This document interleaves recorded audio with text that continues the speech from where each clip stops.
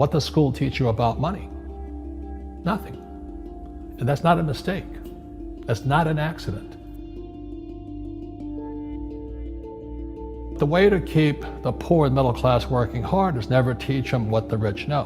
What the rich teach their kids about money, the poor and middle class do not. If you read Rich Dad, Poor Dad, Rich Dad's lesson number 1, the rich don't work for money. Don't you touch that stuff. If I pay you, you think like an employee. Your brain will change. If you learn never to work for money, you'll be a rich man. The people that are being screwed today are the poor and middle class because they work for money. You know, the banker friends, they're not working for money. They have money working for them. Yeah, very big difference in mentality here. What is financial education? It's not get a job, work hard, save money, and invest in a well-diversified portfolio of stocks, bonds, mutual funds, and ETFs.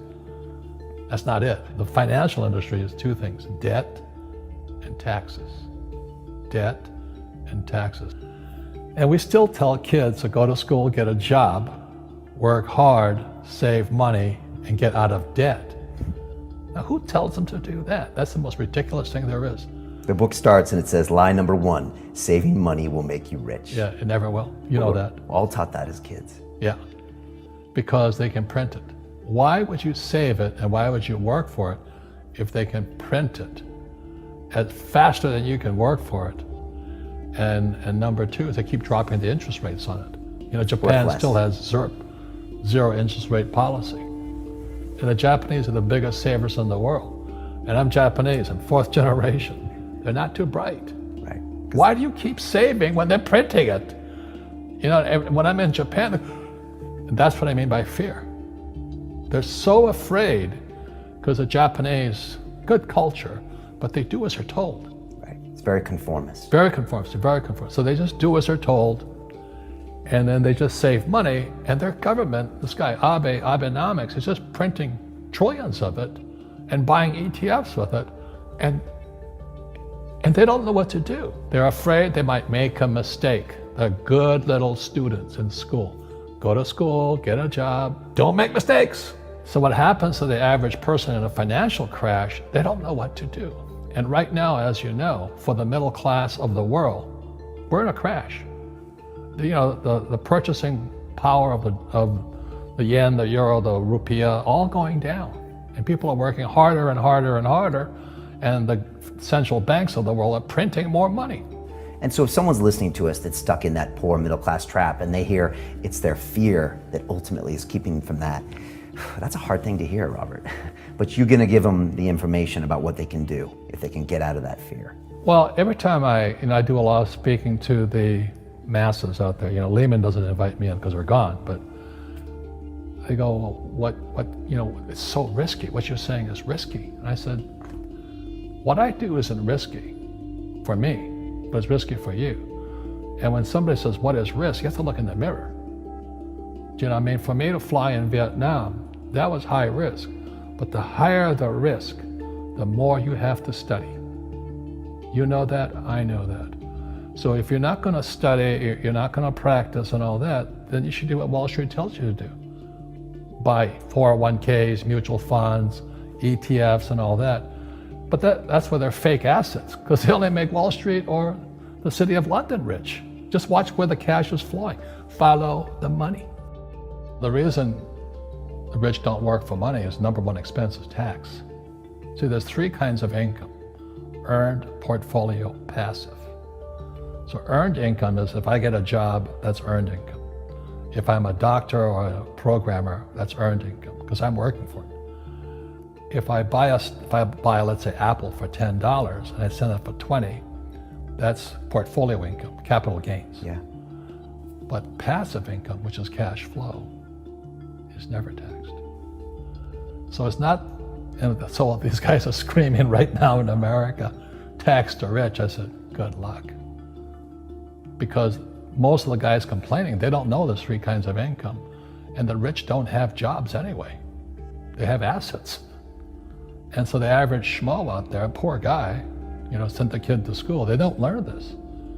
So that's why in fake, as you were talking about it, there's a newspaper article about Jared Kushner. And he explains how the Trumps and the Kushners don't pay taxes and make millions of dollars. And the reporter couldn't understand him because they're not, our schools will never teach you that 3 types of income. And they judged him and say they're wrong and it's cheating. And we see that over and over again. Amazon not paying taxes. What do you say to people when they come up to you and say, Robert, it's not fair. It's not fair they're not paying taxes. Well, there's always 3 sides to a coin, heads, tails, and the edge. So which side of the coin are you on? From my side, it's fair. But this is the difference. Everybody can do the same thing I do because the tax laws are for everybody. We don't say, well, the tax laws are only for the rich. No, the tax laws are for everybody to use if you have the right financial education. And the reason I'm an advocate of financial education, without that education, you have to pay taxes. You see, very few people will buy what I do, make $1 million and pay 0 tax. That takes, and my rich dad taught me that playing Monopoly. That's how it started, 4 greenhouses, 1 red hotel. Or the McDonald's formula, I write about it here. McDonald's, Ray Kroc. Yeah. McDonald's is in the real estate business. So they sell hamburgers, but they buy real estate, so they pay no taxes. This guy Bezos, he's $16 billion. How much tax did they pay on that $16 billion? 0. And that's all legal. Anyone can do it. Everybody can do it. But most people lack the education. Correct. So Jared learned about money when he was a kid by watching his father, by watching these people invest in real estate, and said, wow, not only do you get to make the money, you get to keep the money. That's a big problem a lot of people don't understand. They, look how much money I made, but how much did you keep? Because that could be half. How much tax did you pay? Right, what tax did you pay? And so you always say, this is the law. The law is true for every citizen. You can do it, but most people just don't do it. Sometimes, like you said, they don't have the education, but you need to have a plan if you're gonna go do risky things. Well, it's not risky. To me, what's risky is having a job and paying taxes. Yeah. And saving money because they're printing it. That's the worst thing of all. And that's why there's fake money, fake teachers, because the teachers they don't know it. Right.